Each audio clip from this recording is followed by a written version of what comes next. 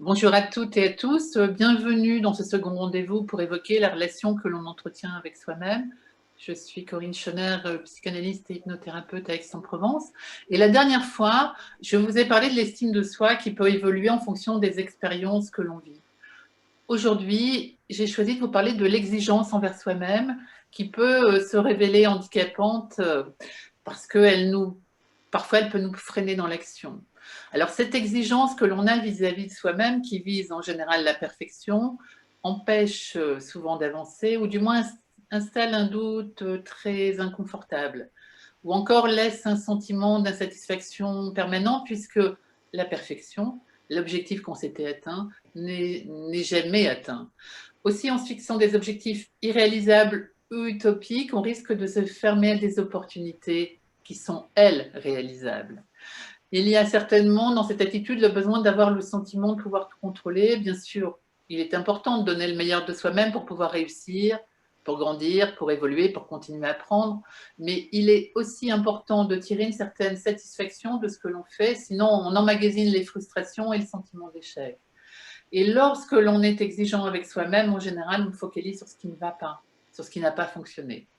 Il ne s'agit pas de revoir tous ces principes, toutes ces valeurs, mais cette exigence, si elle empêche de vivre sereinement, est à questionner pour pouvoir modifier et envisager les choses différemment. D'ores et déjà, peut-être vous pouvez vous interroger sur le pourquoi de cette exigence.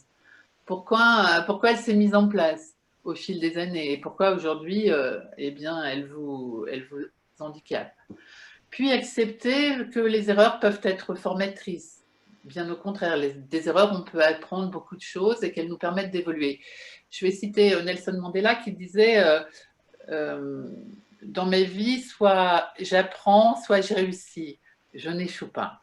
Et je trouve cette attitude très intéressante. En effet, il faut admettre que la vie est imprévisible et que même si on fait tout pour réussir, même si on donne le meilleur de soi-même, eh bien parfois on n'arrive pas à l'objectif atteint.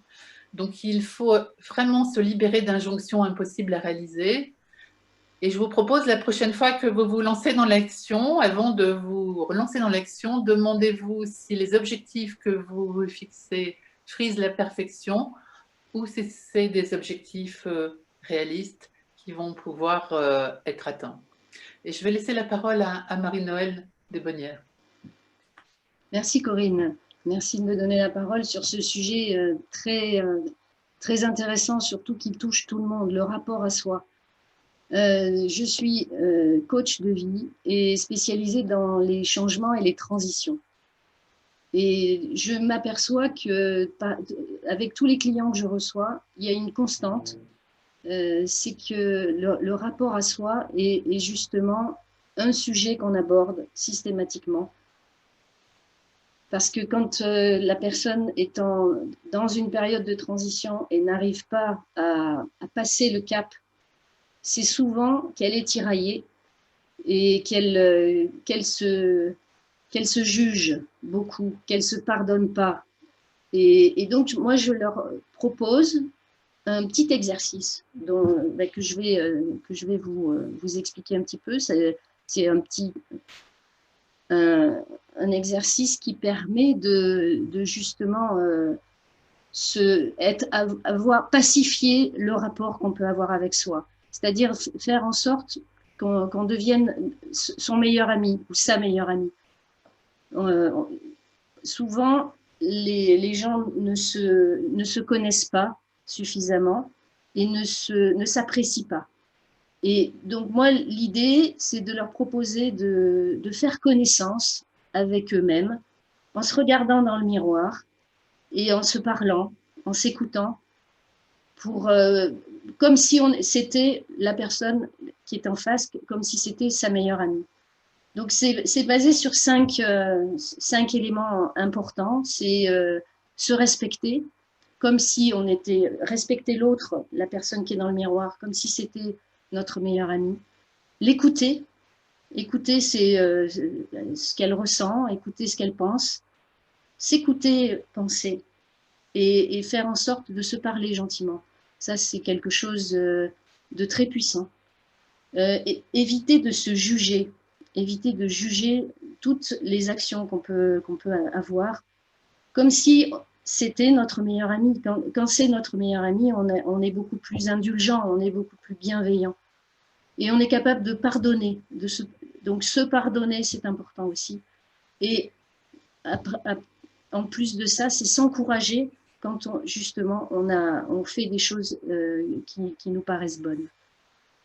Donc tout ça pour faire de soi sa meilleure amie et pour apaiser le dialogue interne qu'il peut y avoir. Souvent, on a une voix qui veut quelque chose et une autre qui veut autre chose et on se sent tiraillé et on est en guerre.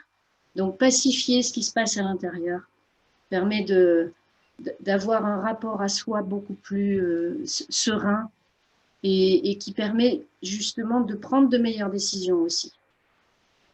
En tout cas, c'est ce que je vois et c'est ce qui aide les personnes qui viennent me voir quand elles ont justement des difficultés dans leur vie par rapport à des changements importants.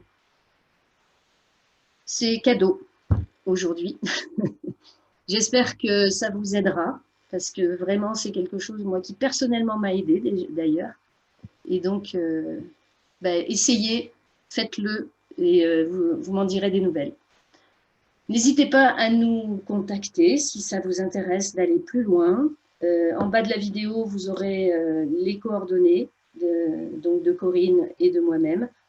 Et rendez-vous la prochaine fois pour une autre vidéo sur un autre sujet peut-être, ou peut-être celui-là s'il y a encore des choses à dire. Au revoir et à bientôt. Merci, au revoir. Au revoir, à bientôt. Corinne.